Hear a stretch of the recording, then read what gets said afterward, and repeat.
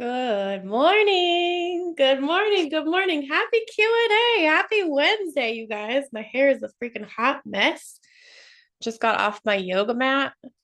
Let's see who's here. I'm not going to address you by name because this is public, but I can see you. Beautiful. Welcome. I'm so excited you're here. We are back with our first Q&A of 2026. Very excited for today. Today is January 14th. If you're watching this in live time, it's a Wednesday. We are in the last quarter moon. We are also in a space where we are doing it's an auspicious day for protection spell work. So at Haven, we are doing a lot of protection workings. A lot of people are doing protection workings today. If you are a practitioner that makes or uses or utilizes fiery wall of protection oil or any sort of protection workings, today is a phenomenal day to do those if you're listening to this live.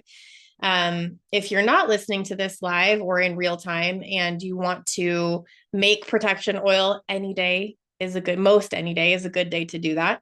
I would avoid doing those on days of eclipses, days of high planetary volatility. But if you're listening to this in real time, phenomenal day for that. Happy Wednesday, happy Mercury day, happy last quarter moon, happy end of Capricorn season, and happy start to 2026. I'm very excited for what this year holds for me, for you, for Haven, for all of us. It's going to be an interesting, beautiful year. Let me turn off my messages from Discord so that we don't get interrupted. Okay, perfect. Let's look at questions today. So one of the things I want to talk about, the theme and the topic for today is winter dream work and journaling. How do we work in journaling as a witch? If you have been at Haven or if you have heard me in a class, whether or not you're enrolled, if you've taken an add-on class with us, or if you've ever been in my bubble, you know that my favorite D word is document, right? Because a lot of the things that I only learned because witches before me had the presence of mind to write it down, right? When we write it down, when we write our spells down, when we write our thoughts down, when we write our data, right? We write down how things went. We write down our spell work process. We write down our results, whether they were exactly what we wanted or not, right? When we write it down, not only do we have a record that's written that does not change over time, but we also have a record that we can go back to when we are doing the next version of the spell, when we're doing our next protection working, when we're doing our next money working, when we're doing our next love working, when we're doing our next whatever working, we want to make sure that we have the notes from our first one so that we get better and better and better and better, right? Otherwise, you're just redoing things without accounting for the lessons you've already learned, the spell work insights that you've already had. Maybe there was part of your spell that worked and part of it that didn't. So if you're going to go look at your work, you want to know exactly what you did so that you can fortify the pieces of your spell work that maybe didn't manifest the exact way that you wanted. Another good reason for doing this is if you are a council student or a council graduate and you have taken our Baneful program, which we run every summer, that's coming up. And let's say you do a working to silence someone's perpetrator in court. Okay, I'm going to use my words carefully here because this is going to go on YouTube and I don't want to get flagged. But let's say that you're looking at a legal case and you want to help the person who was harmed. And in order to do that, you are going to force the perpetrator to tell the truth in court. Let's say that is the thing. And you're going to work this spell for 6 weeks. You want to know exactly the ground that you've covered, exactly the ground that you haven't covered, and you want to have everything documented so that when that case is done, when the verdict is reached, when the sentence is given, you know exactly what parts of your spell work we're laser focused and on point, right? Because there's going to be multiple times when you're going to want to do that. If you ever wanted to undo that, like you had a time-based working and you wanted to call your elements back, you wanted to call the protections back, you're going to need to know who you called. You're going to need to know the deities that you asked for help. You're going to need to remember the adjunct things that you added into your spell work. So write it down. Okay. One of the things I want to talk about is why winter specifically is powerful for dream work. So thinking about winter as a season, right? This is a quarter of the year. And if you are in the Northern Hemisphere, like I am, I'm in Arizona, it is winter time. Okay. And our winter here is a little bit different than everybody else's winter, but it's still winter. And winter is literally a quarter of the seasons. Winter reminds us that we need to rest, that we need to be quiet, that we need to lean into silence, that we need to take a fucking break. Okay. So I coach my students at Haven and my admin team at Haven, my faculty at Haven all the time on this. And I have since Yule, since the solstice, right? Which was the 21st of December. We are in winter. We are in winter. That means it is time to rest, time to hibernate, time to chill. It also means that the veil between waking and sleeping is really thin because in the winter, hibernate, right? We sleep more. That's just the way that it works. So not only is the veil thin during times like Beltane, Samhain, Big, Sabbats, things like that, times of the year when the veil is thin, meaning what does that mean? The veil is thin. My team is like, make sure you explain that. So what I mean when the veil is thin is that it's easier for us muggles on the 3D planet to contact the ether. The veil, the thing that is keeping you and me from seeing the ether all the time is thinner. It's easier to get there. It's easier. The phone connection is easier to make, right? It's easier to get there. So winter is really powerful for dream work. You'll notice some of you I've gotten messages from, I've gotten insight from, I've gotten DMs from. Oh my gosh, my dreams are off the chain. My dreams have been increasing in intensity and in frequency since the beginning of December. That is normal. Okay. It's normal for this time of year.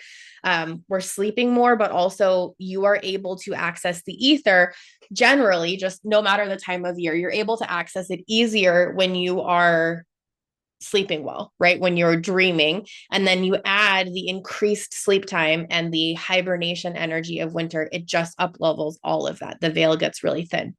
So there's longer darkness. It's an introspective season. Dream work is going, if it hasn't been, it's going to be increasing. Okay. Pay attention to your dreams. If you're somebody that doesn't remember your dreams, or maybe you have like sleep apnea and you don't dream, you don't get into REM sleep, in which case, please go see your doctor. Sleep is very important. But if you are not sleeping well, or if you are not able to remember your dreams, I want you to ask your team of guides, whether you've met them or know them or are familiar with them or not, before you go to sleep. I want you to ask your guides, please help me remember my dreams. Or you can even say it as an affirmation. I will remember my dreams when I wake up. Okay. Another thing you can do is keep a dream journal. I'm going to show you an example of mine. Let me take these extra papers out of it. So this is just a regular journal. I got this on Amazon. I love rose gold. The pages of it are gilded and it's a bonded leather book. Teal is my favorite color. Shocking. Has a bunch of bookmarks in it. Let me open a page that's not written. This is just a lined journal. Some people like lines, some people like dots, some people like blank. It just depends on what your preference is. Keeping a dream journal is another way of documenting the things that your spirit will witness when your mind is not conscious. Beautiful way to do what I call the spirit dictionary. If you've been a student at Haven, you know about this. If you haven't, I will clue you in. So a spirit dictionary is something that you create. It's actually in the back of, I put it in the back of my journal so that it's easier to find. And it's a way for you to document the signs and symbols that spirit gives you. So let's say that your example is a citrine. And every time you see a citrine, spirit uses that to tell you that money is coming. write that down, right? If you start noticing, oh, wow, there's a combination between citrine and abundance, or citrine means money's coming, or citrine, like a lot of people will put citrine out when they're selling their house, put it by the front door inside when you're trying to sell your house. You'll get more offers and they'll come in quicker. Pro tip. Um, you can use and know that citrine is a symbol from spirit in your dictionary to communicate abundance. It doesn't always mean that for everybody, but it's a pretty common one. And so think about this when you're journaling, when you are documenting, my favorite D word, and you are working on the signs and symbols, noticing the signs and symbols that spirit's giving you. If you have repeated dreams with a repeated animal or a repeated color or a repeated word or a repeated crystal, or you're like, damn, I have thought about Puget Sound 4 times in the last week. I have thought about Princess Jasmine. I just said that because she's on my mug, right? Multiple times this week. I've thought about tigers. I've thought about trees. I've thought spirit keeps making me dream about purple hippos. Write it down. Okay. This is when you are sleeping and you are in liminal space, meaning you are in the in between. You're in the, if you watch Stranger Things, you're in the upside down, right? You are not in your body. You are completely, you are tethered, but you are venturing, you are dreaming, you are astrally floating. That's what dream work is. So if you've set the intention to remember your dreams, the first thing that I want you to do when you wake up, aside from like peeing if you have to, right, is even if it's on your phone, be careful with that. Don't get on Facebook, don't get on fucking TikTok and lose your messages, right? But if you are dreaming and you wake up, I want you to have a pen and a journal next to your bed and just very quickly write the things that you noticed. It doesn't have to be perfect. It doesn't have to be complete sentences. I would recommend that you make sure it's legible, because I have had notes in here where I'm like, what the fuck was I writing? Like, what does that even say? Okay. So make sure that it's at least semi-legible, that you can read your own handwriting, but write down the things that you are seeing in your dreams when you wake up. Write it down, because spirit will use recurring themes, recurring messages, recurring signs, symbols, crystals, words, colors, numbers to communicate to you. And caution here, right? If I tell you citrine means abundance, yes, that's true. Citrine is usually used for abundance workings, but you may have citrine attached to your partner. For some reason, citrine reminds you of a specific person. Just because I say that it's abundance doesn't necessarily mean that spirit is going to use citrine to always mean abundance for you. Okay. That's the difference between a sign and a symbol. If that's confusing, come to Haven. We'll talk about it in semester. But my point here is that spirit is going to use words, signs, symbols, numbers, crystals, colors, all the things in a way that makes sense for you. I can give you ideas about what citrine means for me, the kind of energy that citrine has in its own right, but spirit can always use this to use whatever to mean something specific for you. So if you're like, oh, well, citrine for me doesn't mean abundance, I must be wrong.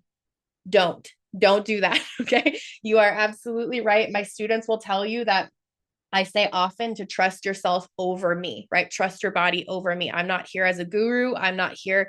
Yes, I'm a teacher, but I'm not here to pronounce that there's one way of doing things. A, I'm not that egotistical, and B, that would be wrong.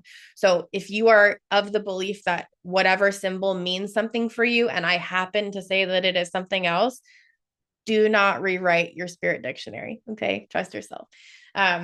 So winter, yeah, like I said, is specific. I wanted to talk about dream work because the veil is really thin. There's going to be signs that come through your dreams that doesn't, I mean, I am specifically talking about sleeping dreams, but it can be daydreams too, especially if you're somebody that doesn't sleep well, doesn't get into REM sleep. It's important to make sure that you're aware of your daydreams. One good pro tip that I have is if you're having a daydream and you start to notice, like, damn, I'm thinking about what? Spirit, give me an idea. I'm thinking about Florida. I don't know why Florida, but you're like, Florida has come up like 4 times in the last couple of days. That's weird. You catch yourself thinking it. That's the first. The first thing is you got to notice. Then hopefully you've been paying attention. So you're like, man, I keep thinking about that, right? That's when spirit does the incessant head tap. You're like, oh shit. What I want you to do then is write it down. I noticed that I've thought about Florida 4 times this week, or a couple of times this week. Florida came in again. After you document it, if you have the mental space and you're regulated enough, look back in your train of thought and see, did I see a news story about Florida this morning? Did I connect with someone from Florida this morning? Am I planning a vacation to Florida and that's why it's on my brain? Do I have family there that called this morning? Right? Look and see if there is anything in your awareness that you can consciously remember that brought you to that topic, that area of thinking. Okay. If not, put a big ass fucking star in your journal. Okay. It doesn't mean that spirit can't use the things that we think about to communicate with us, because of course it can. But those things that come out of nowhere that you cannot trace back are sometimes the most important fucking intuitive messages ever. Well, I'll tell you a fun story because this is Q&A. When I was probably 16, 17, so this is more than half my life ago, okay, I was living with my parents. Obviously, I was like a junior in high school, and I went to the bathroom. Normal, like just sitting on the toilet peeing, right? Normal day. And out of fucking nowhere, I hear a message. I'm going to change their name and we'll call them Paulina. It's not their name, but that's what happened. So I'll say I was sitting and I was going to the bathroom like normal, not thinking anything, clear brain. And I hear Paulina's pregnant. Paulina was 15 at the time. Very clear, Paulina's pregnant. The fuck? So I sat there and I heard it and I was like, that's weird. Like, I haven't talked to her in 2 years. At that time I wasn't on Facebook, right? Facebook at that time was college people, college age only, and it was invite only. If you're an OG, you remember OG Facebook. So like I wouldn't have seen her on social media. That wasn't a thing. It just floated in. But I took a second sitting there while I was peeing and said, did that come from anywhere? Is my nervous system regulated? Is my baseline looking for something to think about? Have I had any contact with her? She was a family friend of ours. Had I had any contact with our family friends that were mutual? No, it literally just came out of nowhere. Well, I went and told my mom, who, if you haven't been around me or don't know me, my mom is very similarly wired to me, worked as a professional medium for a very long time. A lot of what I learned intuitively, well, I will say more than half of what I learned came from her. I went right to her and I said, hey, this is weird, but I just got spirit info that Paulina is pregnant. And she looked at me and she goes, okay. And she writes it down too. My love of documentation came from her. So wink, wink to my mother. And I think it was like 48 hours later, my mother got a call from our family friends letting them know that 15-year-old Paulina was pregnant. Okay. So those messages that come out of nowhere, if you catch them, that's the first step. Then you want to write them down so that you catch them and you remember, right? Because even 6 hours later, your brain, unless it's short like that, your brain is gonna, oh, did I think that? Maybe I thought it was like someone else, or maybe they could be pregnant, or they're gonna be. Write it down. And then if you have the space and you're regulated enough, trace it back. Am I anxious about this? Am I worried that I'm pregnant? Do I have another friend that it could be? Think about how your brain got there. Okay. That's always fun. Daydreams count too. Another thing I wanted to share was my personal journey with magical journaling. So, as I said, as a youngin, I've been doing magic for a long time. I think my actual like first conscious spell work in a cauldron was in 5th grade. I think I was like 9 or 10. But a cauldron is not the only way that we do spell work, right? We call in energy, we manifest, we create lots of things, we create healing. That's all spell work too. But my personal journey with magical journaling started with a love of journaling in general. I've always been a writer. Those of you who are students at Haven know that I am a 4-time published author. I'm working on my first novel. That will be book number 5. They are not released under my name, so you won't be able to find them. But I've been a writer my whole life. I love words. I love language. I love communication, right? I love this kind of energy, being able to share the things that I've learned through trial and error. And when I started journaling, I gave myself such a fucking leg up because I had my lessons documented. I had my trial and error documented. I had so many ways listed of spells that didn't work, right? I tried abundance working this way and this way and this way and this way, and I kind of got results, but not. Because of looking at those data points, because of reviewing those, last year I did an abundance spell for someone that I was dating. And by the end of the day, $960 was in his account that was unaccounted for. Like, quick. That's because not only do I have a shitload of practice and I've done this for a really long time, but I take good notes. Take good notes. Document everything. It will just make you a better witch. It will just make you better at spell work. It will give you the data points that you need when you're doing things in the future. And so I am lucky. This is only a small stack of journals and books of shadows that I have to show off today. I have an entire like closet long shelf of journals in the other room because I have been journaling for a long time. So getting into the difference between a book of shadows and a grimoire, this is something that I get asked a lot by people who are new to Haven, new to witchcraft, new to journaling, magically documenting their craft.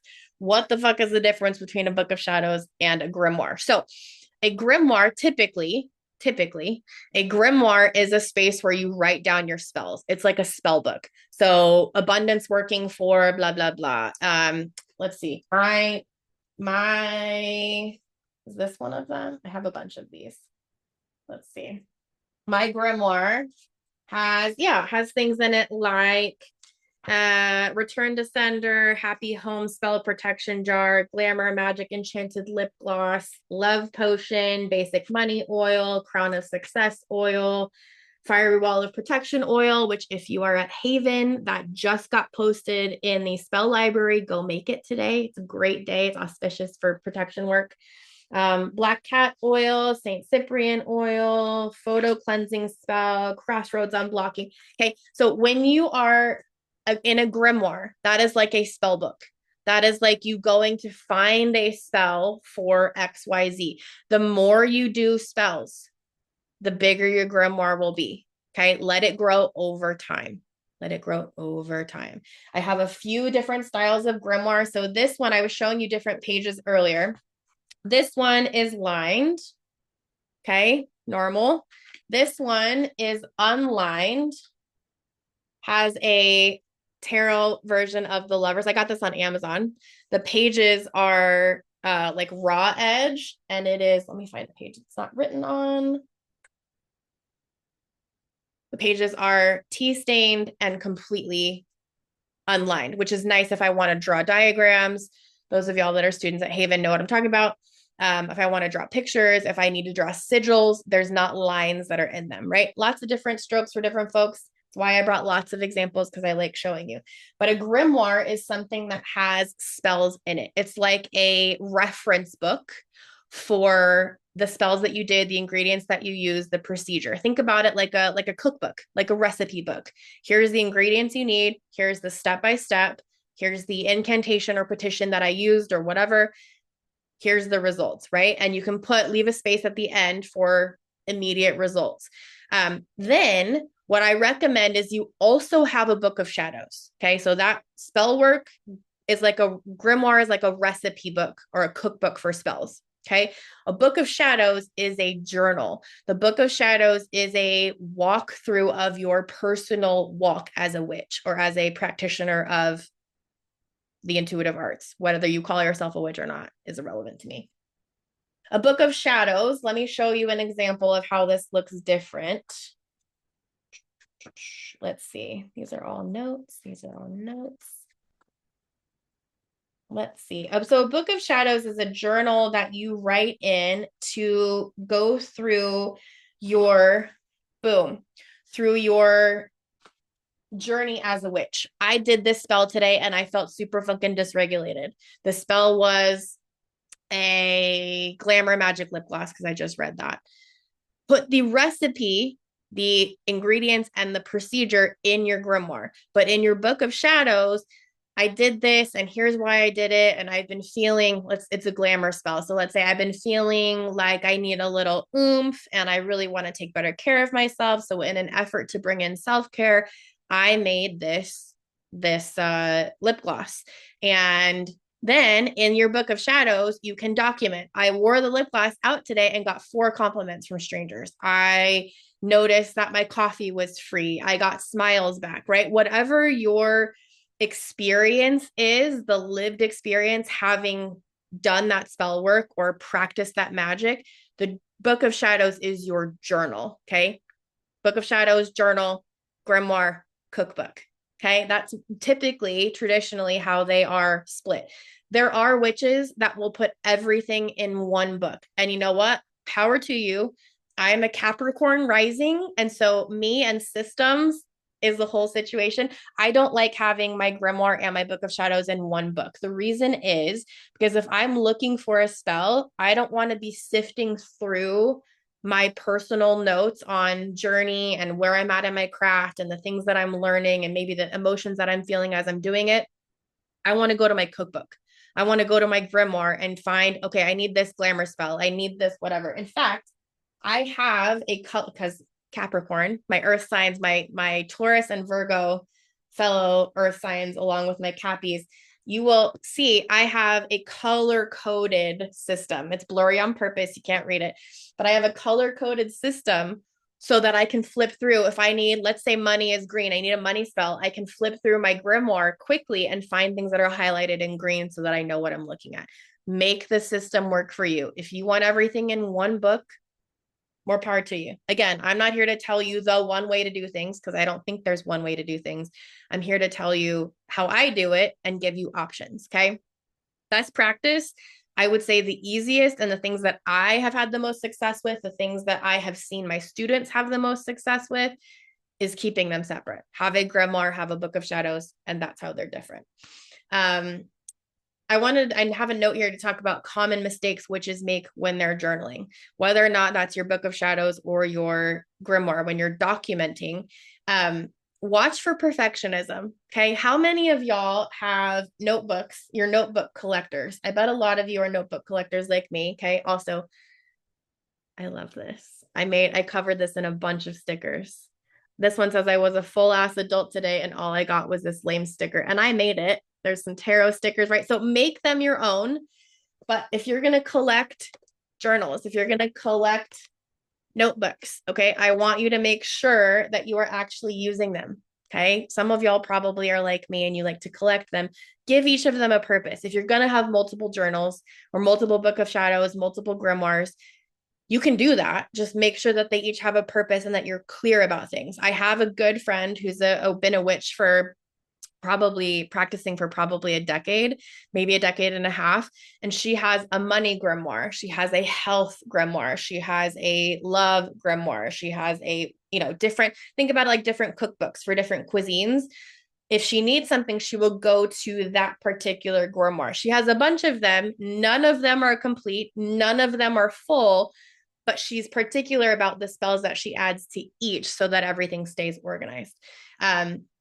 Don't let perfectionism get in the way of you documenting. I would rather have you document and have it be messy but readable than you just be like, fuck it. If it's not perfect, I'm not writing it down. Don't do that because the only person you're hurting is yourself. I promise you. The only witch that you are negatively impacting is you, regardless of the spell that you're doing, regardless of the place that you are in your craft, is really, really important to document. Do not let perfection, or I need the perfect journal, or I need the perfect setup, or I need the perfect pen, right? Or I don't have the pen that I wrote in at the beginning of this journal. Some of y'all are like me and you like writing in the same pen for the whole journal. Don't let perfectionism keep you from documenting. Don't let perfectionism keep you from journaling. Don't let perfectionism keep you from starting if you haven't started. Just start. Done is better than perfect. Okay. We don't want perfectionism. Another thing that I see a lot is somebody says, yep, must have the pen. Yep, I feel that.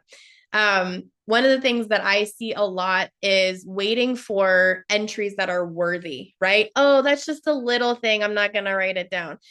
Y'all, spirit speaks in the little things. Spirit speaks in the little moments. That little moment of Paulina is pregnant, that was little. That was literally 3 words.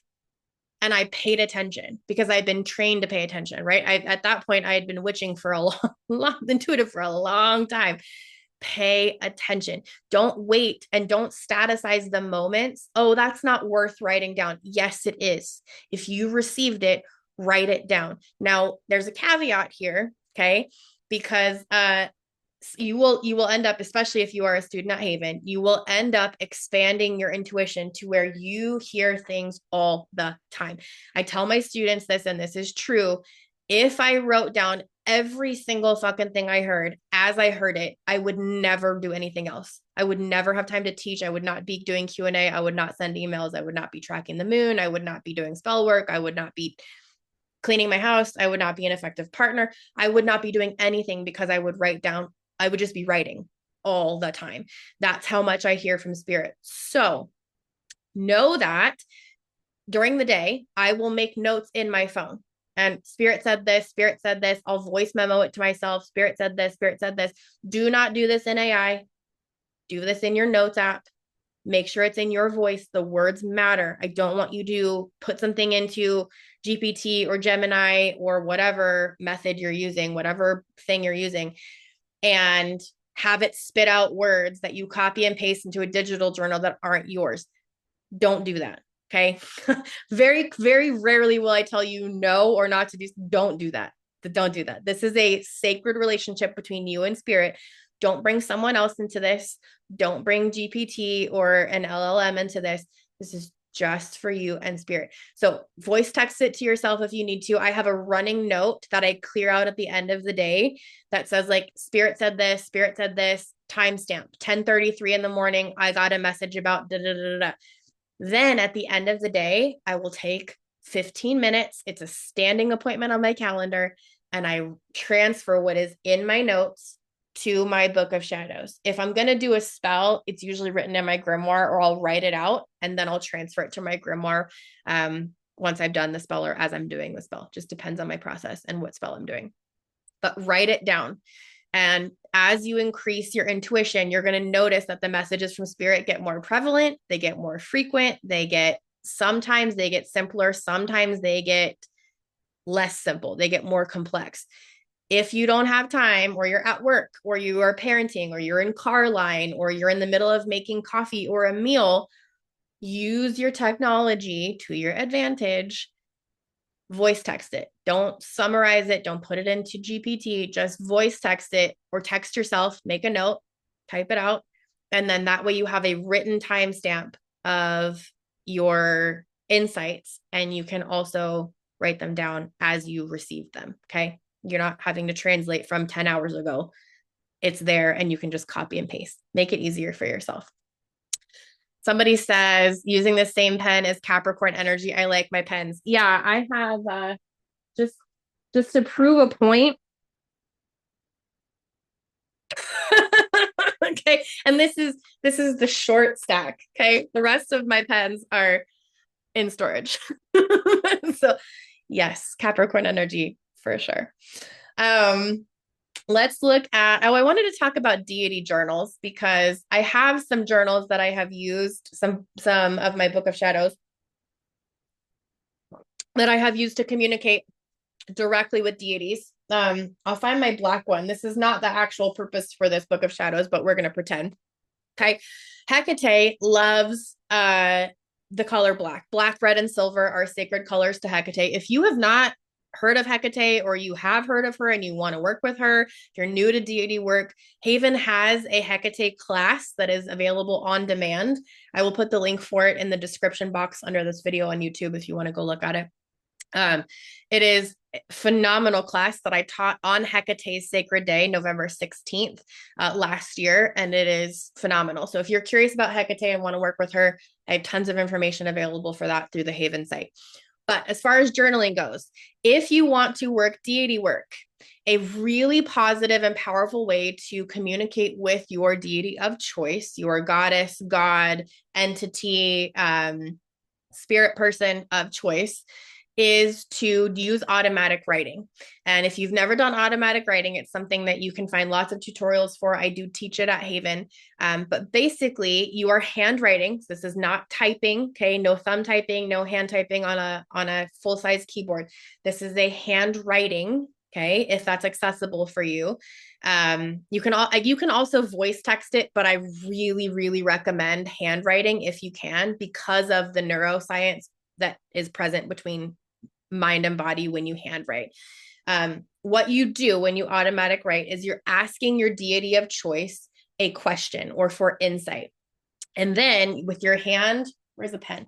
With your hand, with your pen and your journal or paper, legal pad, whatever, writing surface, you're going to write and not control the words that are coming. You just write what comes. You let your pen move across the paper.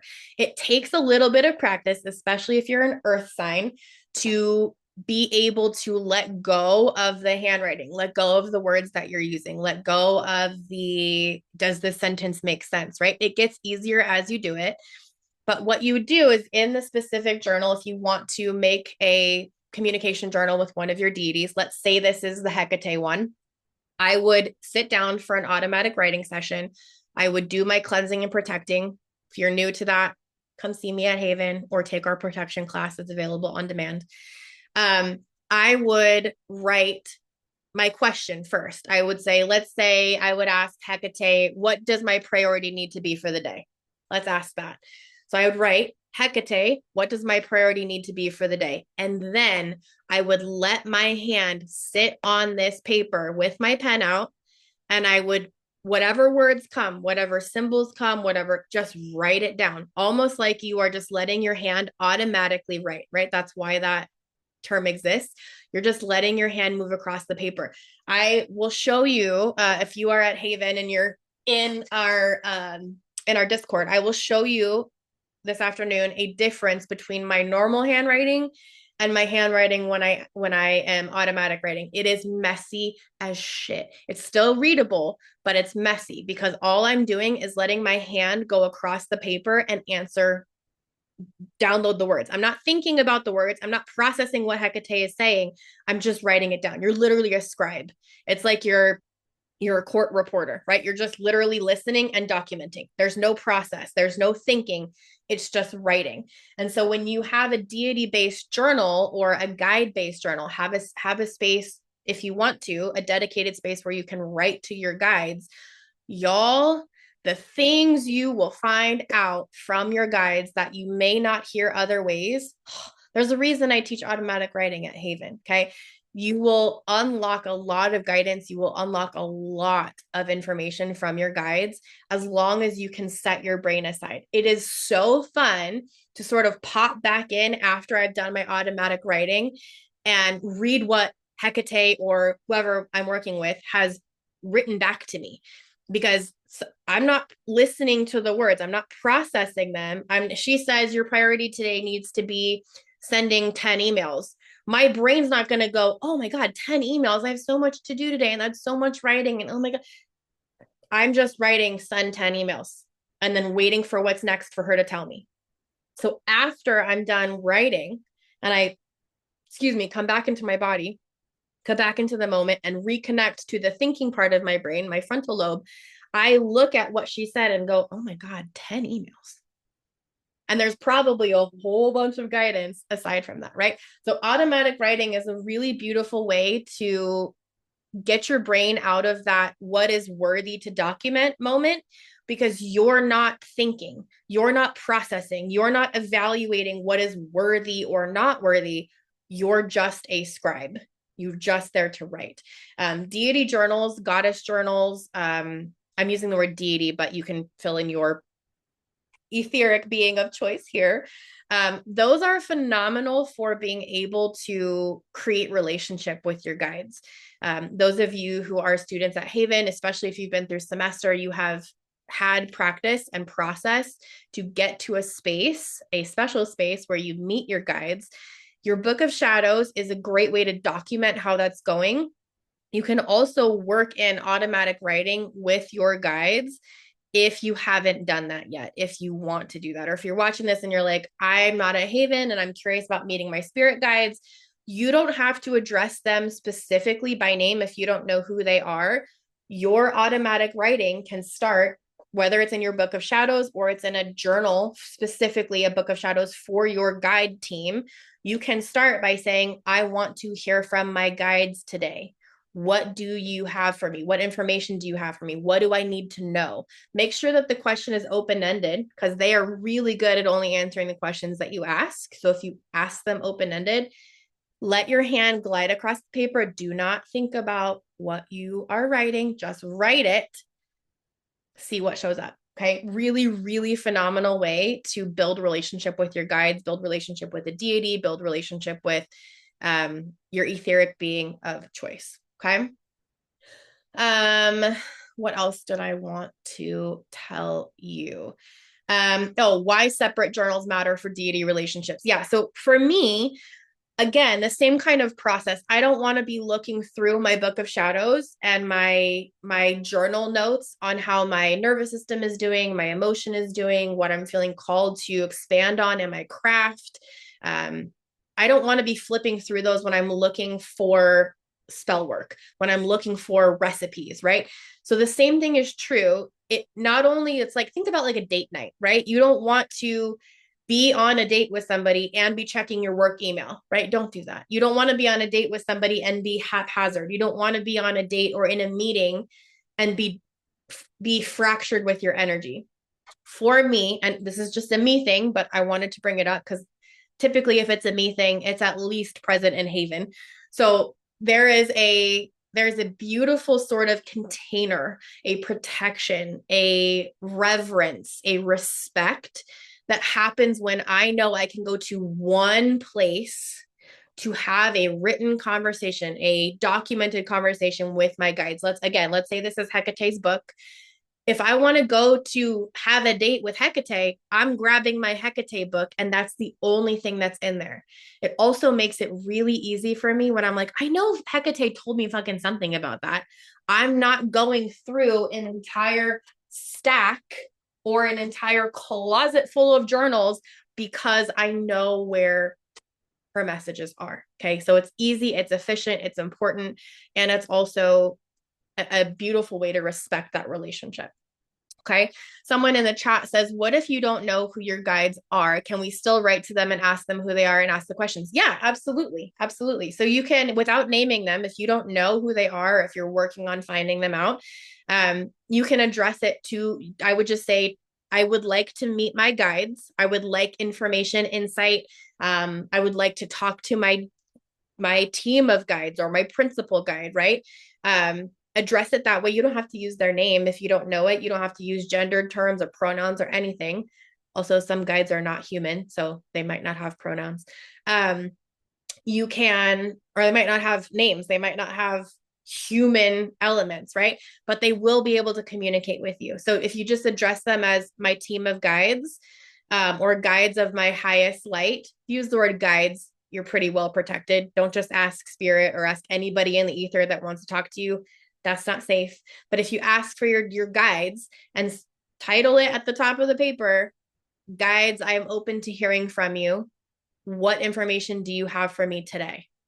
And then let your hand glide across the paper. Okay. The person that asked this, you're also an earth sign.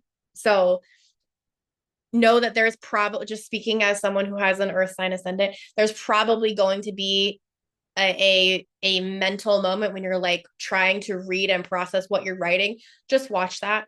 Just watch it. It's a conscious process of letting go of control, which can be hard for us earth signs.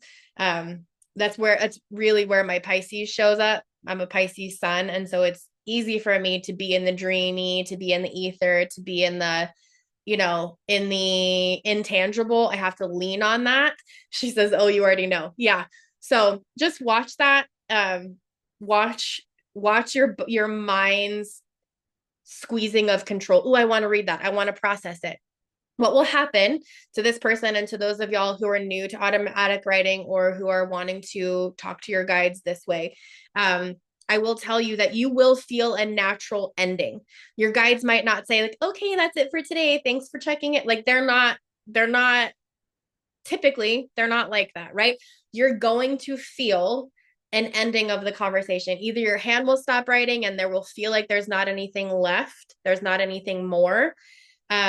You might feel the energy shift. It depends on how you sense energy. So, sidebar here for a second. If you're new to Haven, this will be, or if you're not at Haven or you're new, this will be news. There are three main ways that I teach that you can receive spiritual information. There are more than that, but three main ways that I teach are we call the three vibes: voice, vessel, and vision. So you may hear them. You may hear the words in your ear, whether that's in your mind or you're actually hearing, like I'm talking to you now and you can hear me. You may hear that, right? That might be how spirit speaks to you. So when you're writing, you may hear words. That's voice. You may have vision. That's the second one, or what a lot of people call clairvoyance. Vision is when you are seeing things. That's like watching a movie in your mind's eye. Some people, like me, see words. So, like, I see the word dream typed out, DREAM, in typed text in my brain. Sometimes it'll show up like that. You'll get a number, you'll get a picture, you'll get a movie, you'll get a scene, right? Like when you're dreaming, that's very clairvoyant energy, very vision energy. So we have voice, we have vision. The last one is vessel. That is when you feel things in your body. So especially for vessel folks, right?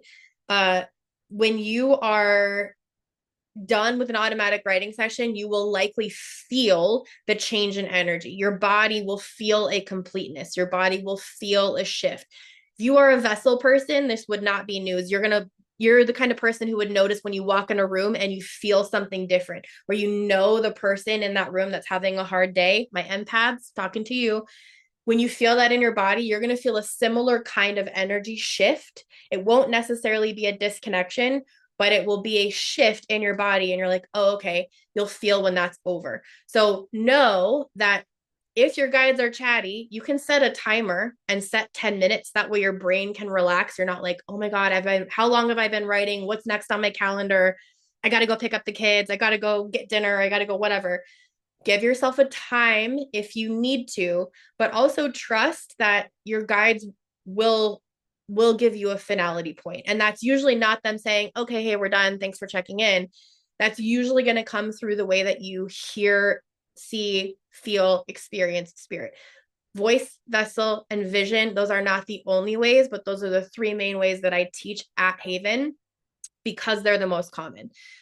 Depending on how you experience spirit, you're going to be able to feel that and or hear that or see that and know that the energy is shifting. So for me, it might look like thanks for checking in or all done or a green check mark.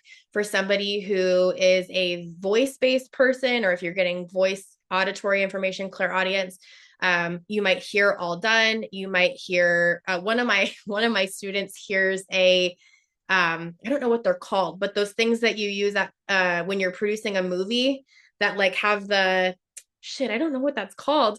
That have the like clicky thing that mark the starting or stopping of camera footage, right? They actually hear that sound that makes, and they're huge into theater, huge into movie production. So for them, that's the symbol that spirit gave them to be like, okay, we're done. They hear that, right? Depending on how you get messages, you're going to feel that natural change in the energy of when that automatic writing piece is done, when that journaling piece is done. Okay. What else? Oh, the importance of dating entries for seeing the relationship evolve. Yes, please fucking put dates on your book of shadows. Please fucking tell yourself the days that you did spell work. Okay, if you don't want to write down the moon phase, you can go Google that, right? If you're like, oh, I did a spell on January 14th, 2026. I didn't write down the moon phase. You can go Google what phase of the moon was in January 14th, 2026, right? You can look at that. You can look it up. But without the date, you're going to be pretty SOL, right? You can, if you have the date, you know the day of the week, you know the moon phase, you know the astrological significance, you can look at planetary shifts.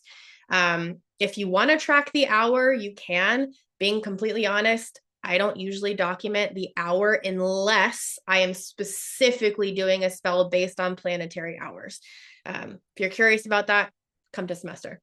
But typically, when I document spell work, whether that is in a grimoire, I am dating the date that I wrote that spell in my grimoire so that I know how long I've had that spell.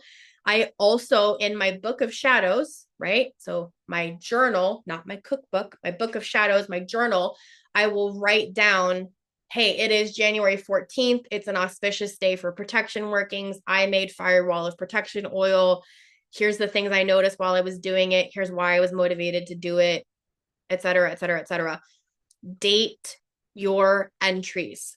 Date your entries. At least put the date and the year. At least, so that you can go get the other information if you want.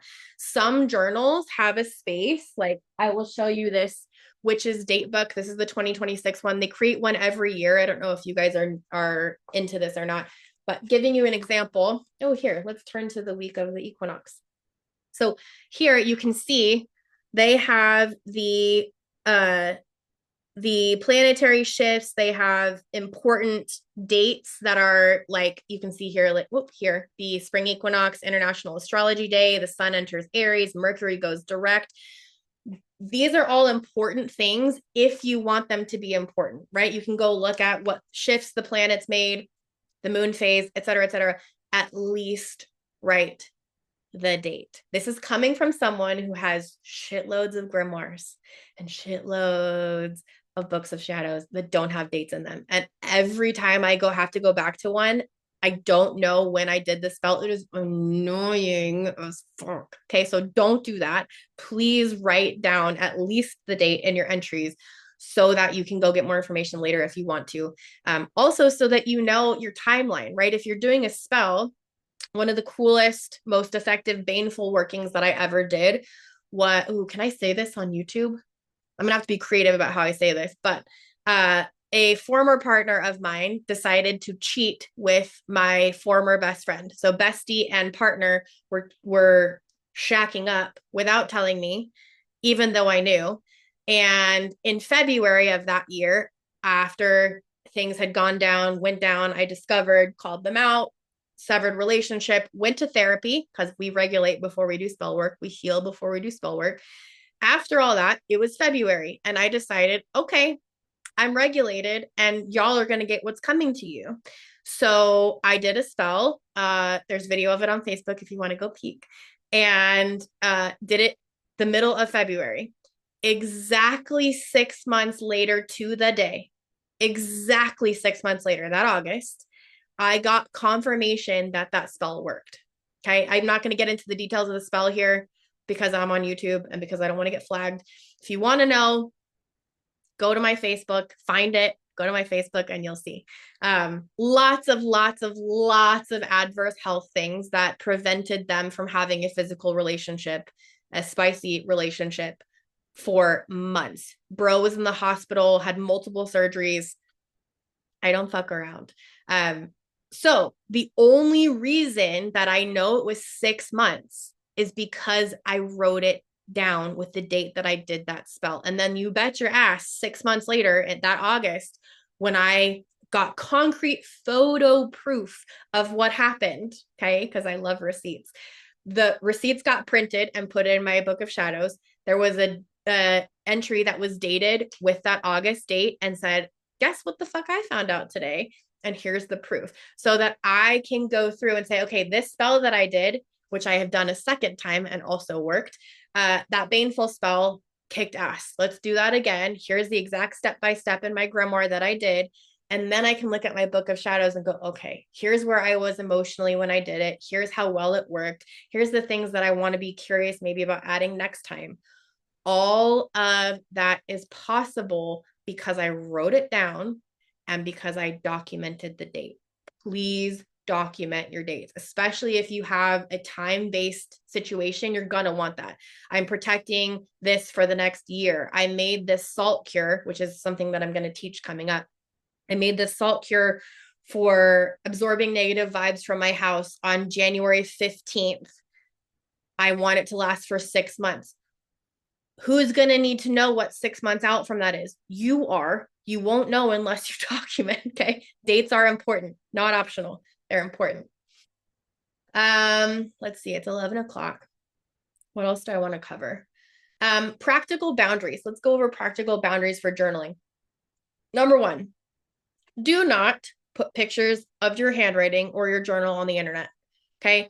I will put pictures of my handwriting examples, like I told y'all, inside our Discord at Haven. Those will be handwriting samples that I'm writing specifically for you guys. I do not take pictures of my grimoire. I do not take pictures of my Book of Shadows. For those of y'all who have taken counsel, which is our Baneful program, you know that handwriting is a tag lock. What the fuck is a tag lock? Tag lock is effectively something that a witch can use to tie a spell to someone else. Think of it like an address, a name, a date of birth. If you've ever done spell work with me, I've asked you, if you said, hey, I need to send love or money to Sarah. Let's give Sarah some love. I will ask for Sarah's full name and date of birth because it helps me make sure that my spell work has a GPS coordinate of sorts to land exactly on the particular Sarah that you mean for it to land on, right? Same thing happens with baneful workings. So your handwriting is a tag lock. If I have someone's signature on a document, I can use that signature to attach spell work to them, positive, negative, or neutral, right? Do not put your address on the internet. Do not put your date of birth on the internet, especially if you're a witch, especially if you're publicly a witch or you are a witch teacher. Do not fucking put your personal information on the internet. Do not put your birth chart on the internet. Do not put a screenshot of your astro chart, your natal chart on the internet. Do not put your human design body graph publicly on the internet. Okay. You need to make sure that where you're sharing those things are safe. So, first and foremost, your journals are for you. Second, do not put pictures of them on the internet publicly. If you want to put them in the Discord at Haven, that is a highly protected space with people who are enforced to hold a code of conduct, safest of spaces. That's okay. 100%. I still don't do it because I type everything. It's easier. My handwriting sometimes is messy, lots of reasons. But as far as publicly on the internet, don't put your handwriting out on the internet. Just don't do it. If you wouldn't put your social security number out, don't put your handwriting out. Okay. If you are working on legal things that are a matter of public record, you need to make sure that your information is protected. Okay. Because not everybody has the best of intentions. And the more public you are, the more of a target you have, right? People think, ooh, she's a witch. Let's just find out her birthday. Let's just find out. Don't do it. Okay. So if you're journaling, love that for you. You can show the front of your journal, the back of your journal, right? You can whatever, but do not show your handwriting on the internet. Okay. You also don't owe your journals to anyone. They're yours. So if you're in class with me and I tell you we're going to journal something, you never have to turn in journals at Haven. Ever. I don't care what class you're in. Journals are for you. Your Book of Shadows is for you. That's your documentation for you. If you are with somebody, a teacher, a fellow witch who wants to see your journals, that should be a red flag. Unless it's a journal specifically for a course that they're walking you through and they have like prompts that you need to answer, I can kind of see that. But if you're with other than that, if you're with someone that wants to read through your Book of Shadows or your grimoire, you better be teaching them magic or they better not be seeing your shit. I do not, even my partners, my kids do not see my Book of Shadows, my grimoires. I will type up things in my grimoire for stuff for Haven, for spell recipes, things like that. I don't take pictures of my handwriting and put it on the internet. Just don't do it. You don't owe your journals to anybody. That's your space. That's protected space. Think of it like a diary. I'm not going to come in your house and read your diary. I'm not going to show you my diary. That's my conversations with me or my conversations with my deities, my guides. Okay. That's information for me. No one needs that. Your journal, your Book of Shadows, your grimoire is information for you. If you have a spell and you're like, oh my God, I totally want to share this. Love that. Type it out. Don't take a picture of it. Type it out, and then you can share it if you want to and have license to, and you're operating in a syncretic or open practice and you have rights to share. Okay. Caveat. Ripping out pages is allowed. Okay. If you needed permission, I know I can feel all my earth signs. oh my God, ripping out a page in my journal. Yeah, ripping out a page is allowed. Okay. It's not a bad thing. I understand people have thoughts about it, but it doesn't do anything to your grimoire. It doesn't, see you later. No worries. Thanks for being here. It doesn't change anything to rip out a page in your journal. Doesn't change anything um, to I made an error on this page or I wrote this down wrong and you want to pull the page out instead of crossing it out, energetically, that's fine. I would suggest that because that page is from your book of shadows or your journal, and that's likely a protected space, burn it, right? Dispose of it properly. Similarly to it being a tag lock with your handwriting, you got to make sure that if you are disposing of something that has attachments to your magic or to your energy, that you are conscious of the way that you dispose of that. Because someone with my skill set, right, which sounds like eerie, but it's true. Someone with my skill set, if I came across someone's page out of their book of shadows and wanted to do baneful magic, wanted to hex their grimoire, wanted to make them never remember the spells that they do, and I happen to have a page of your grimoire, that's bad news for you, friend. Like, don't do that. So burn it. Put it in a fire safe container and burn it or flush it down the toilet. Okay. Dispose of it safely. Dispose of it safely. Starting over is allowed. A lot of people get that perfectionism mindset when they're journaling or when they're dream journaling or they're writing things down in their grimoire and they're like, I don't like the way that this is, but I already started it. I'm just going to keep going. If you are doing it to be committed to finishing, that's on you. But also, don't be afraid to start over. Maybe you decided initially, I'm going to have a book of shadows and a grimoire that's all combined in one book.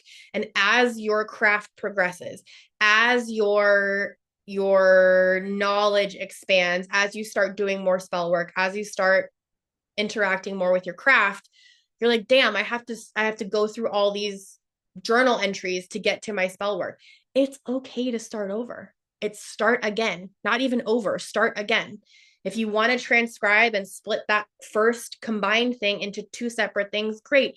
If you want to move forward and have that be the bookend of where that combined book ends and start a grimoire and start a book of shadows, y'all keep the old ones and start the new ones.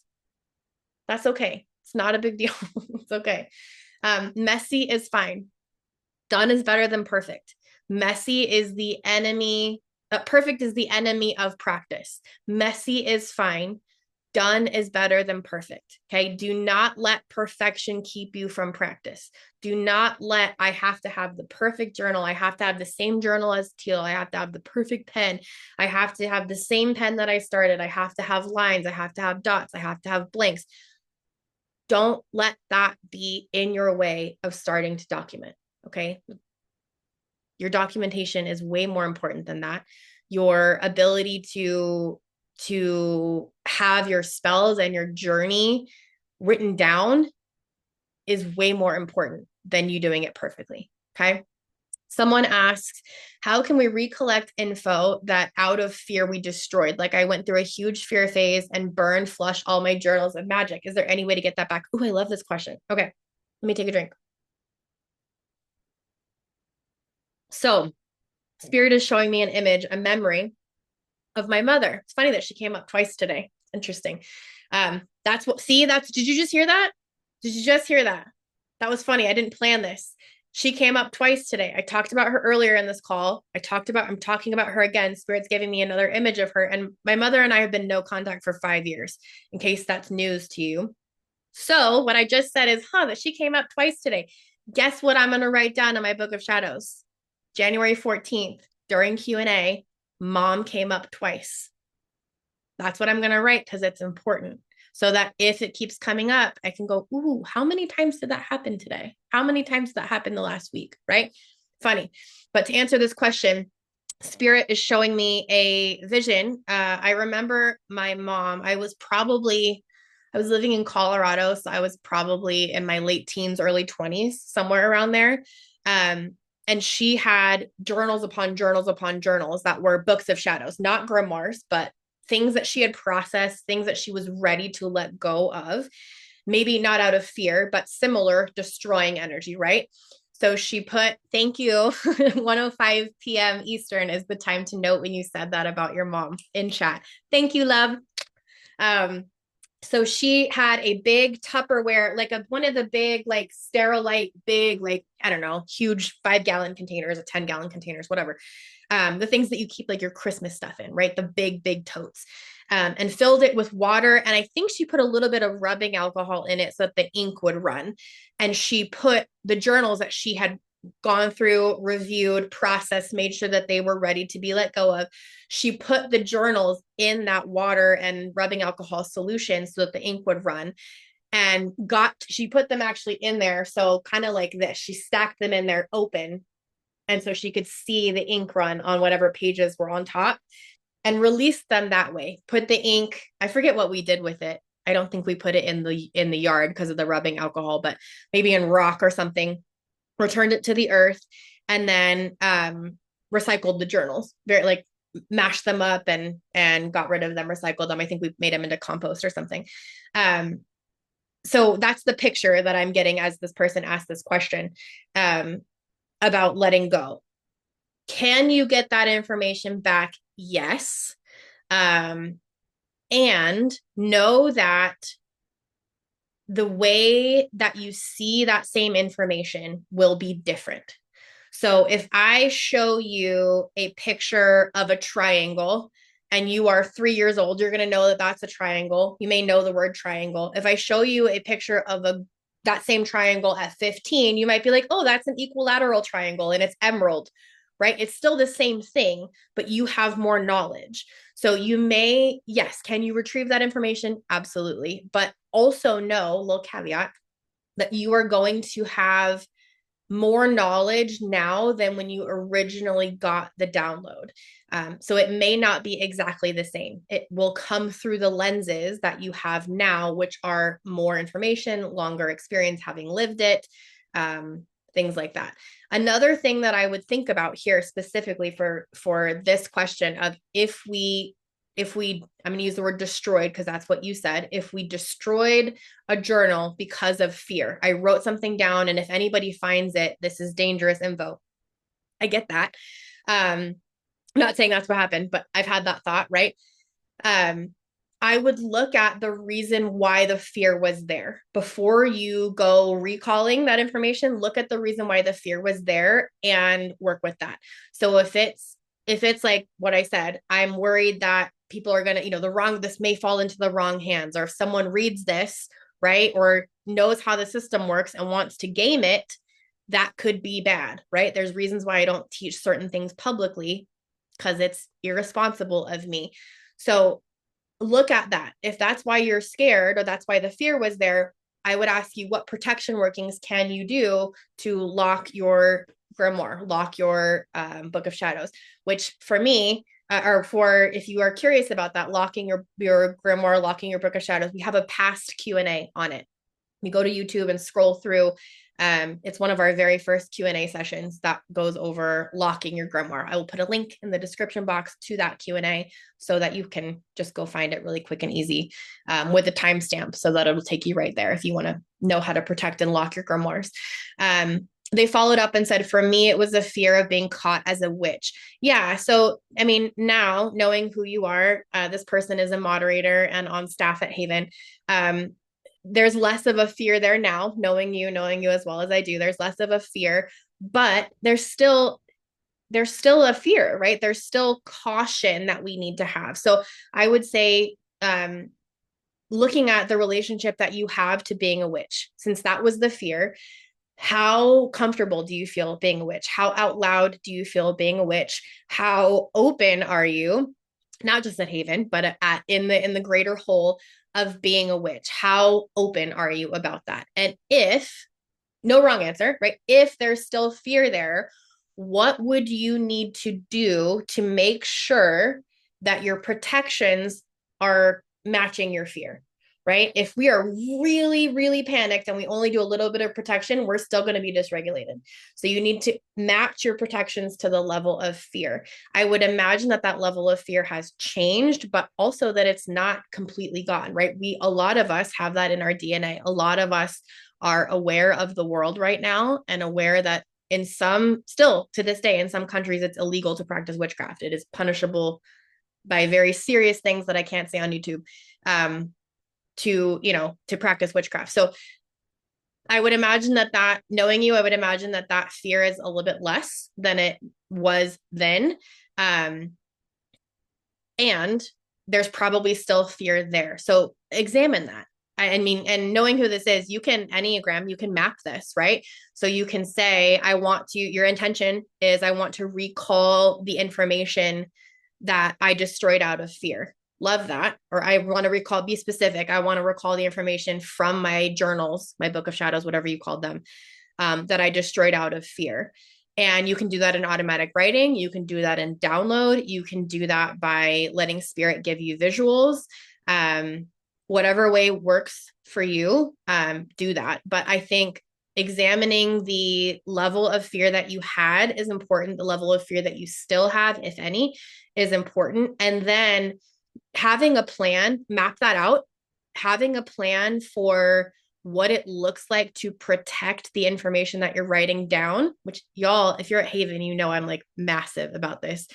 Protect your info, right? Do what you need to do to keep that information safe. So for this person specifically, and for those of y'all who are at Haven, if you are going to recall information, put it in a map it out, alchemy map it, and make the recall your intention, your point one. Put the level of memory that you have at 0.3, because that's got to change. Put restoration of info at 0.6, and at 0.9, I would put your intuitive journey, because that's really what you're doing. It's really the container. What you're looking at is the things that you've learned, the journey that you've had, and that bubble of information. So that's what I would do. Your intuitive journey at 0.9, your level of memory at 0.3, and at 0.6, I would put the restoration of information, because you want to start having that pop in at 0.6 and be able to walk the rest of your map, getting that information, celebrating that information, documenting that information, all of that. If that doesn't make sense to you, and you're like, what the fuck is she talking about? Come to semester, okay? There are 9 steps that every spell needs to manifest, and I teach those in every class at Haven. You will have it in semester, which is our foundation class. By the way, that's on flash sale. It's half price, and we start classes Monday, January 19th. So if you are watching this in live time, go fucking sign up for semester, okay? It was not going to be taught live again until 2027. It is 13 weeks of magic and witchcraft training. We start from the ground up. I teach you everything you need to know, from history of witchcraft to your values, to cleansing, to protecting, to timing, correspondences, lunar phases, how to do spell work, color magic, alchemy, the 9 steps that every spell needs to manifest. Literally everything. My whole point in creating and teaching semester is that if you never ever take another class at Haven, ever, if that semester is the only class that you take, regardless of the path of magic, herbalism, kitchen witchery, crystal magic, pranic healing, Reiki, whatever kind of magic you want to play with, baneful, you can take after semester, you will have the skills that you need to be able to function well and keep yourself safe, to do effective magic, to keep yourself safe, and to know what the fuck you're doing. Okay. That is why I created semester. So little caveat, a little sidebar. If you want to learn magic at Haven, the last time I am teaching semester live this year is in 5 days. January 19th, we start. Come see us. I'll put a link in the description box below for semester. If you're not seeing this in live time, you can still go look at that link. We will have a waitlist available for 2027 that will just collect names over the rest of this year So if you're seeing this and it is after the 19th of January, or we have already started and you're curious, you put your name on the wait list, you are first to know. I announce to the wait list our classes before public, before email, or before our wider email audience. You on the wait list will be the first to know and first to be able to register. So just a little note about that. I teach you everything that you need to know, including documentation and the 9 steps that every spell needs to manifest. Okay. Yes, of course, of course, of course. They said thank you. All right, you guys, I think that's it. Let me look at my notes and make sure I don't have anything else. Oh, one of the what does that say? Oh yeah, one of the things that I wanted to mention is that if you are having dream interpretation requests, I've gotten a lot of these in my DMs over the last couple of weeks. The first thing, if you ask me like, hey, can you help me with this dream? I will ask you a couple of questions. I ask everybody the same initial couple of questions. These are good things to make sure that you're noting if you remember them when you're documenting dreams. Okay, if you're just starting documenting dreams, start there. This is not a conversation for you. Just start documenting, build the habit. But if you're like, I'm in it. I'm journaling, I'm in my book of shadows, I'm writing stuff down. What are the things that I need to make sure I'm paying attention to? So, and specifically about dreams, because that's what we're talking about today. Number one, first of all, I would say, did the dream have anybody that you recognize or anybody that reminds you of someone that you know? Did she look like your grandma, but it wasn't exactly her? Did her energy remind you of your bestie? Did he remind you of an ex or your dad or your brother or the dude that you saw at the grocery store, right? Do they remind you of anyone? And this isn't necessarily a person. If you saw a landscape that reminded you of your grandma's front porch, write that down. If you saw a symbol that reminded you of something, right? You see that green triangle. Ooh, that's weird. I saw that the other day. Write that down. Okay. Did it remind you of anything, anyone that you know? Is it familiar in any way? Another thing specifically about dreams, what was the color of the dream? Was it color like you're seeing me right now, normal, like what is considered technicolor color, right? Was it like psychedelic colors? Was it very high contrast? Was it black and white? Was it sepia or tea stained, kind of similar to the pages in this book, right? Like a sepia photograph, right? What was the color of the dream? Something people don't think to pay attention to, but really important. The last thing I will say, and this is more of a protection and an awareness that I want you to be aware of, especially if you're having dreams that are of the nightmare variety.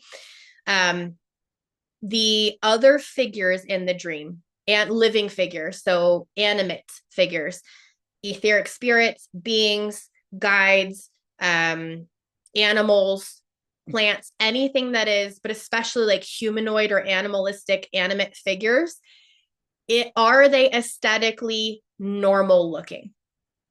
Do they look fucked up? Like, I don't mean that in a mean way, but what I will tell you is that when we have baneful entities that pretend to be ancestors, pretend to be guides, pretend to be the little girl giving you a message, there is always, mark my fucking words, there is always something aesthetically fucked up with them. An eyeball that is off, their mouth is slanted, an ear that's missing, something is, how do I say this on YouTube? Something is, how do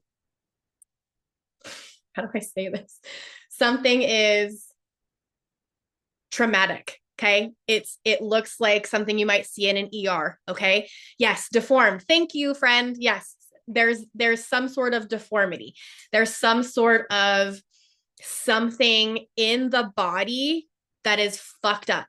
Okay. And it's not the same thing every time, but you will notice it in your energy, in your voice, your vessel, your vision. You will also, when you're replaying the dream, when you're documenting, those are the things I want you to look at. Did it remind me of anything? What was the color of the dream? And was there anything deformed? Was there anything aesthetically off about the physical components of that person, animate being in my dream? I don't mean like their style was awful or their hat was off or their glasses were too far down there. That's not what I'm talking about. I'm talking about like their actual form, right? Like I said, there's an eye missing, there's a chunk of hair missing, there's open wounds, right? Doesn't have to be super traumatic, but it can be. And so that's really something that I want you to notice, right? Those are questions that I ask everybody. If you come to me for dream interpretation, those are the three that I will start with. If you start to notice patterns, all my dreams are going sepia, all my dreams are going black and white, all my dreams have the same little girl looking person and half her face is missing, that is something that you need to talk to me about. Okay. Especially if you're at Haven, pop into my DMs or open a ticket so that we can help.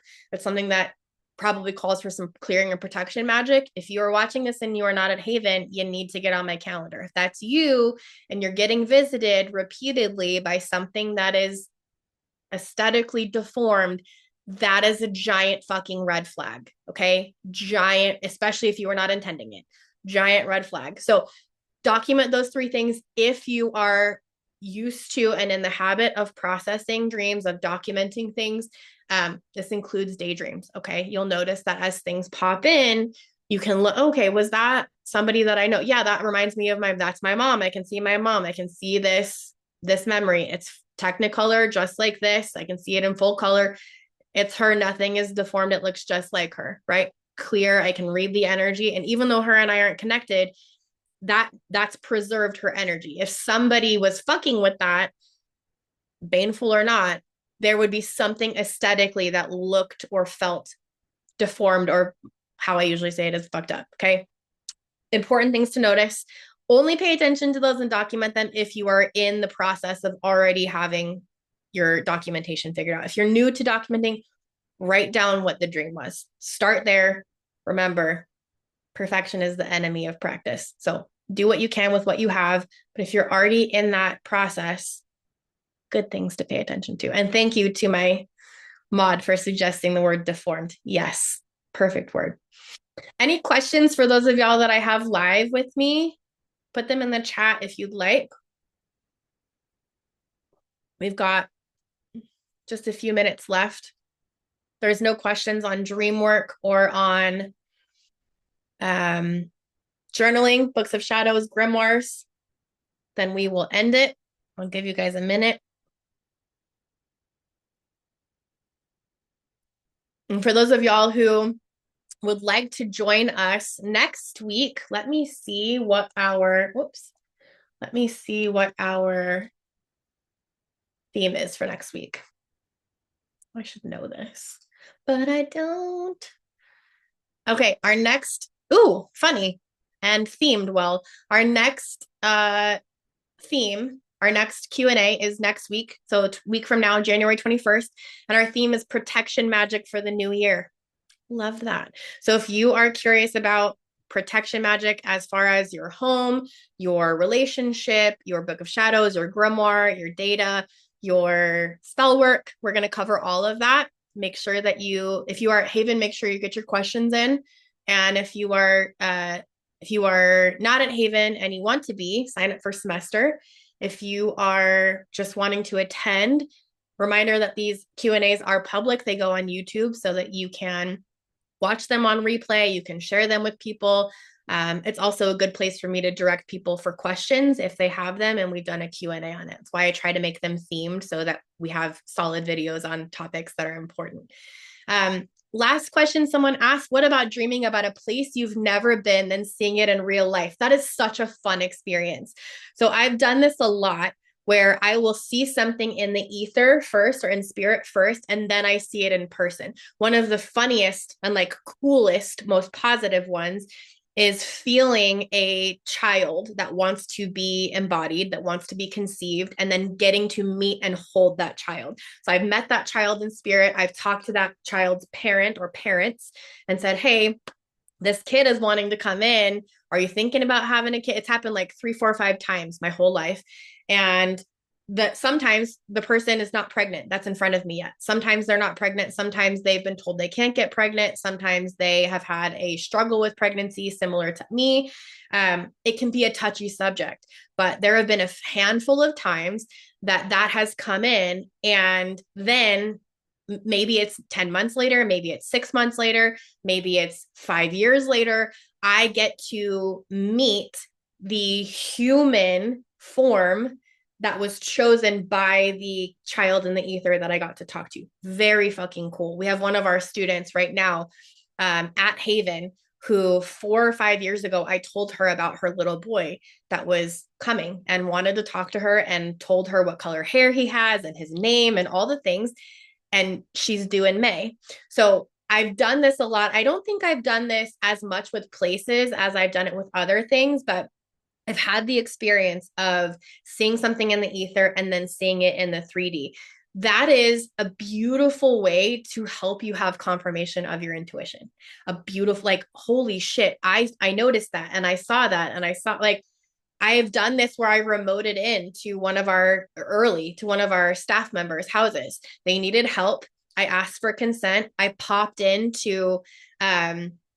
popped into their kitchen, and then like weeks later got a photograph of their kitchen, and I was like, oh my gosh, I saw that railing, I saw those cabinets. Like, I knew what I saw, but it's always really beautiful to have the confirmation once you've seen something in the ether. You can see it in person if it's a positive situation, right? If it is not a positive situation, like I can see your update on your comment here. You said, I dreamt about drowning at a specific beach numerous times, and you haven't seen that beach in real life. Maybe you have or haven't seen it in real life.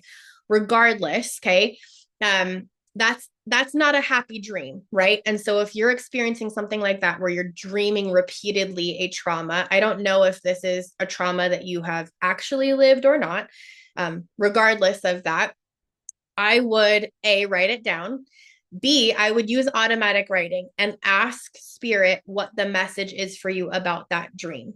Because you may be remembering something like a past life. You may be getting a warning message. You may be, it may be allegorical, right? Which means it's a story based on symbolism for you to understand something else. Gut nudge and intuitive insight right now, because I know you and you're a student at Haven, and because we've had a lot of conversation, I will tell you that my gut nudge says that this is allegorical, this is symbolic. I would ask you, what does the ocean remind you of? What does the ocean mean to you? And what, not the physical act of drowning, but the idea of that. What does that signify? Being overtaken, being overwhelmed, being unable to breathe, being stifled. What does the ocean remind you of? So I'm not your guides, right? I'm not your spirit team, but I would recommend that you automatic write, knowing who this is. If you are having trouble connecting to your guides and you need my help on this, ping me, open a ticket. I got you. Because you're at Haven. Honestly, though, I really think it's allegorical. There may be past life information here that you are bringing up. Spirit will be able to tell you what it is that this means. One of my favorite questions is, why are you telling me this? For spirit. Spirit's giving me a download. Why are you telling me this? What about this matters to me? What do I need to pay attention to? Remember, asking those open-ended questions gives spirit a lot of room to give us information. Whether you are automatic writing or you're using divination like tarot, your pendulum, reading tea leaves, throwing bones, crystalline magic, candle wax reading, there's tons of them, right? So I will say, for this specific person, that's a hard dream to have. If you're having it repeatedly, that is something I would note. I would note how often you're having it. Note those same things. Is there anybody else in the dream with you? Does the space feel familiar, even if you haven't seen it with your 3D eyes in this lifetime? If you've never been to that beach, write that down. What color is the dream? Is it in full color? Is it black and white? Is it sepia? Is it psychedelic color? And then in that dream, if you're watching yourself have that experience, is there anything about you, your aesthetic form, that looks deformed, looks off, looks misplaced, right? Like one time I saw a dude with an arm out of his forehead. Obviously, I know that that is somebody trying to portray themselves and shapeshift as something else. Very clearly, somebody not doing a good job at masking themselves, right? Trying to get into my shit. Um, so I will say that, knowing that that's a sensitive topic, if you, that specific person who asked that question, if you want to open a ticket at Haven, I would be happy to walk you through more of the insight that I can receive around this. I'm being specific here because this is public and I don't want to out any of your information. But if you'd like to continue that, we can absolutely do that. We can also do a one-on-one if you need like a reading or you need me to dive deep with you in the moment, we can do that too. Just let me know. Easiest way for you to facilitate that is to open a ticket instead of a DM with me, because everybody knows my DMs are crazy and tickets go to our whole staff. So you'll get more eyes on it and we'll make sure that we get you taken care of. Okay. Good question though. That's a hard thing when we dream hard things like that. If we dream them and they involve us and they involve a trauma, especially one that we haven't lived, that can be disconcerting. So I hear you and I can feel you. And I'm glad that you asked, because that's something important, something that a lot of us actually can have. I had recurring nightmares about a very specific situation that I did live through over and over and over again. And it wasn't until I wrote it down exactly what happened in the dream that it stopped recurring. I just needed to document it for it to shut up. And I haven't had that dream, knock on wood, in like 4 years. So it may be as simple as you just documenting it and writing it down, which I learned in therapy, by the way, that wasn't from spirit. It may just be as simple as you writing it down, and having it released that way. But as far as the spiritual insight and the information that spirit wants to convey as part of that dream, if that's something that you're having trouble accessing, to the person that asked that question, I'd be happy to help you just open a ticket. Okay. Of course, of course. All right, y'all. Thank you for being here. I love Q&A Wednesday. So happy to have y'all here. Next week, we will talk about protection magic for the new year. Looking forward to seeing you then. Love y'all.